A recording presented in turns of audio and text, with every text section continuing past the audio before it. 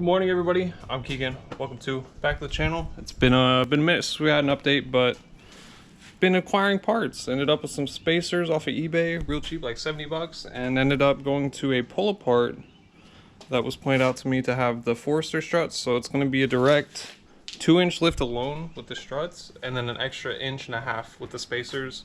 That's kind of the most you can go before you have to start adding spacers to the rear traction arms and kind of moving the entire suspension system down. So we're gonna get these installed.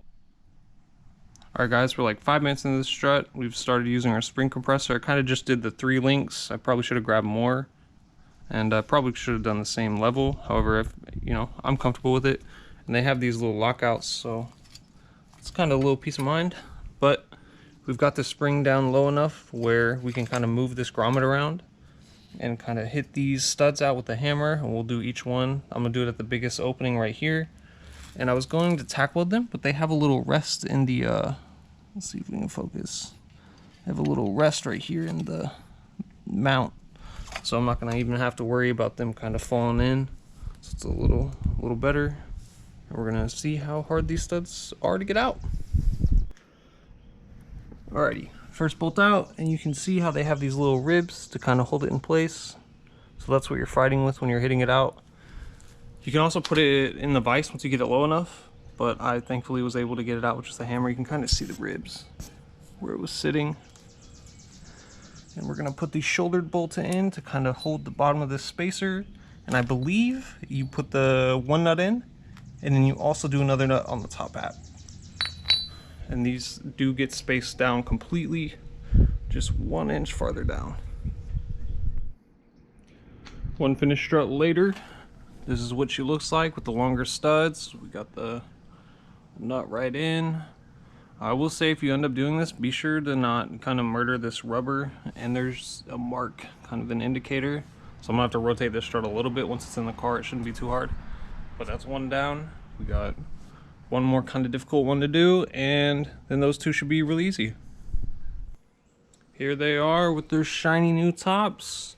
I left this front one here to kind of show how there's so much space right here. I just kind of put it on the cinder block and spun it, and I put my foot up top and then hit it with the hammer to knock out these studs. Here's a pile of the old ones. One of them did have a tack weld on it. I'm not sure why, but oh, there he is.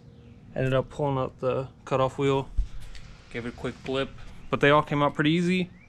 We're gonna go ahead and install them. I think my boy Josh is gonna be showing up. He helped me take off the old coilovers. Somebody came by and ended up buying a lot of the old wagon stuff, so we got a little bit more room in the garage. Working with what we got. Hopefully we get these installed, and she's back on the cinder blocks by tonight. All right, some wrestling later. Got the top hats for the wagon on. Thanks Josh, tighten them up.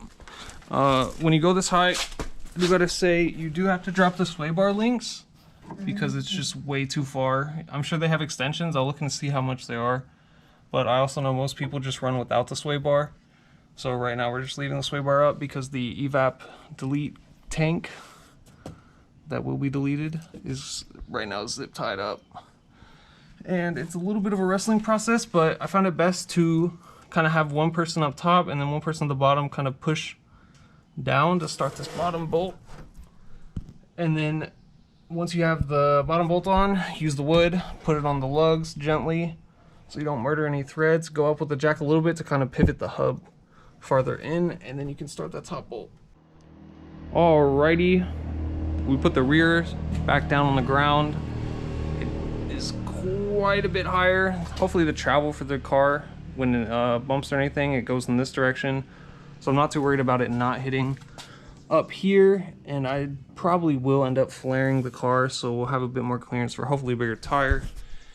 And only slight issue in doing this is the transmission ended up lifting. I noticed some transmission fluid coming out on the ground, and I've noticed that these axles have pushed it farther up. So I'm gonna see if, if the car is back under load, and it'll pull these out, hopefully.